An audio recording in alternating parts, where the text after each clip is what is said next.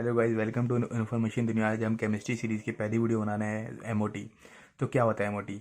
Molecular orbital theory. देखिए, MOT का full form होता है molecular orbital theory. It is based on the wave mechanics concept. ठीक है, ये हमारा वेव मैकेनिक्स पे बेस्ड होता है। ठीक है, अब हम जानेंगे इसके पोस्टुलेट। ठीक है, पहली बात तो इसको हंट्स एंड मल्किंस ने दिया था। बाद में इसको जो आगे बढ़ाया गया था वो लेमन जॉनसन एंड कल्सन्स के द्वारा बढ़ाया गया था। ठीक है, आगे उसके बाद हम इसके अगले पॉइंट में जाए तो अकॉर्डिंग टू एमओटी के हिसाब से atomic orbital of the same और comparatively same energy and same symmetry. देखिए, हमेशा एटम जो होते हैं कई तरह के होते हैं। ठीक है, तो कुछ एटम जो होते हैं उनकी सिमेट्री सेम होती है और एनर्जी भी सेम होती है। ठीक है, तो वो दोनों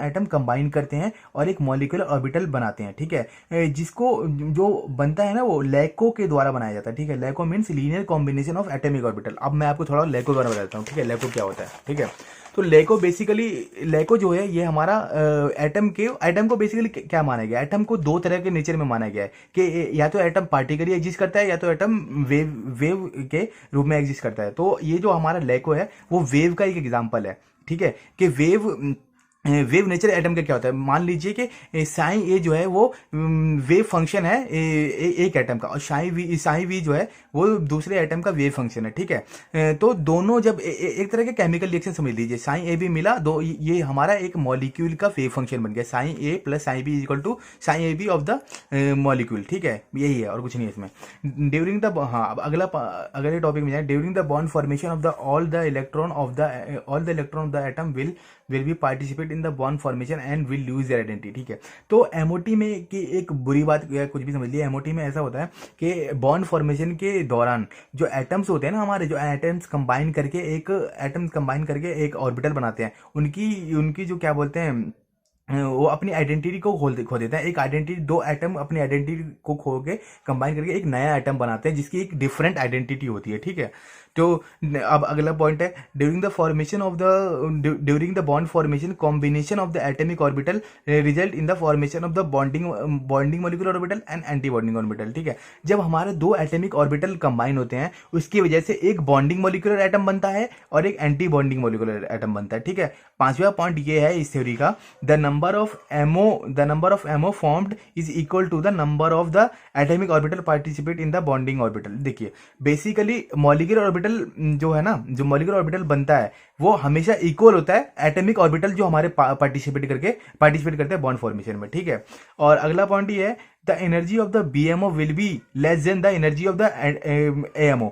तो एनर्जी जो है वो जो बॉन्डिंग मॉलिक्यूलर ऑर्बिटल की एनर्जी है वो हमेशा कम होगी anti bonding molecular orbital energy से। ठीक है, और चौथा पॉइंट जो बहुत ही इंपॉर्टेंट पॉइंट है इस थ्योरी का, वो ये है कि the electron in the molecule is influenced by all the nuclear present. देखिए, हमारे मॉलिक्यूल में एक या मॉलिक्यूल है, मॉलिक्यूल का मतलब क्या है?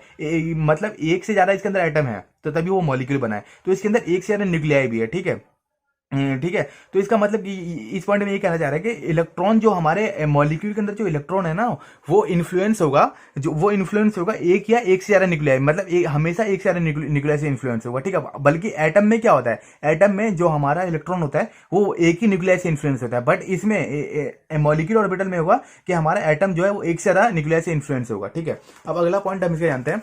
अगला पॉइंट है कि 6 point, the electron are filled on the basis of वो principle, Pauli exclusion principle and Hund's rule of the multiplicity. ये आपने 11th क्लास में पढ़ा होगा, 11th क्लास के सेकंड चैप्टर में पढ़ा होगा इनके बारे में, तो इनके बारे में थोड़ा पढ़ लीजिए, कोई दिक्कत नहीं। वैसे ये जो इलेक्ट्रॉन है वो जो हम भरते हैं, जो हमारा बहुत सारे इसका जो होता है क्या बोलते हैं सीरीज, जैसे sigma 1s2 sigma not 1s2, इसमें हम इन रूल्स का फॉलो करते हैं, और वो principle, Pauli exclusion principle, Hund's rule of maximum multiplicity, इन रूल को फॉलो करके हम उसको भरते हैं आगे, वो मैं आपको आगे बता दूंगा। ठीक है, अब 7th पॉइंट ये है, मॉलिक्यूल और ion having one or more unpaired electron in MO will be पैराबैंड। तो इसको बताता हूं मैं, जो मॉलिक्यूल्स है हमारा, अगर मॉलिक्यूल्स में जो है वो अनपेयर्ड है तो हम उसको पैरामैग्नेटिक कहते हैं। मीन्स कि अगर लास्ट शेल में जो इलेक्ट्रॉन है अगर वो मान लीजिए एक है, मीन्स वो पेयर्ड नहीं है, ऑड नंबर ऑफ इलेक्ट्रॉन है इन लास्ट शेल।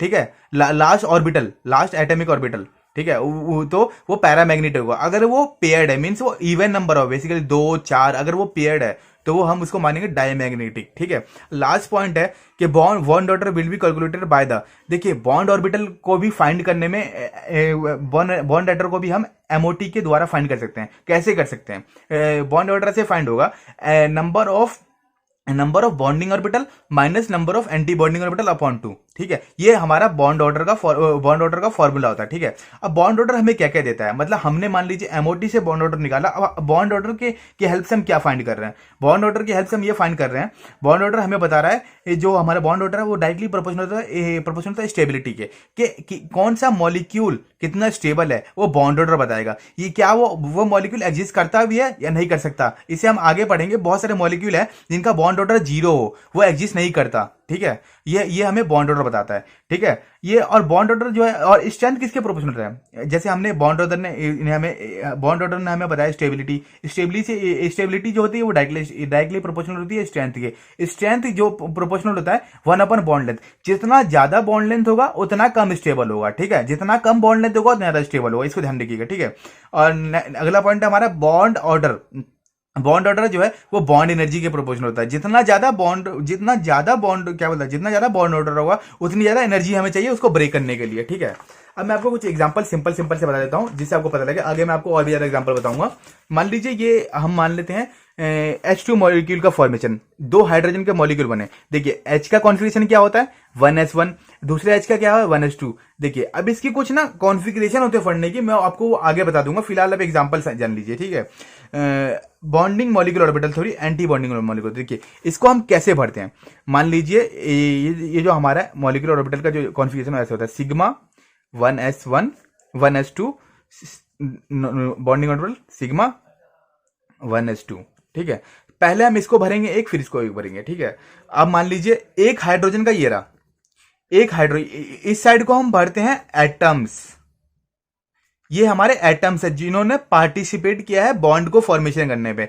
जितना ऊपर जाएंगे हमारा एनर्जी उतना बढ़ेगा, नीचे एनर्जी लो ऊपर एनर्जी हाई, साइड में हम एनर्जी को दिखाते हैं। ठीक है, और ये हाइड्रोजन का एक इलेक्ट्रॉन ये रहा 1s1, हाइड्रोजन का एक इलेक्ट्रॉन ये रहा। देखिए अब इसकी कॉन्फ़िगरेशन क्या होगा, सिंपल सी कॉन्फ़िगरेशन है सिग्मा 1s2, क्योंकि इसमें 2 ही इलेक्ट्रॉन है, एक इस वाले हाइड्रोजन का एक इस वाले हाइड्रोजन का, सिग्मा 1s2। अब देखिए ये रहा 1s1 की लोकेशन, ये रही नॉन बॉन्डिंग जिसको बोलते हैं हम एंटी बॉन्डिंग 1s1, ये रहा।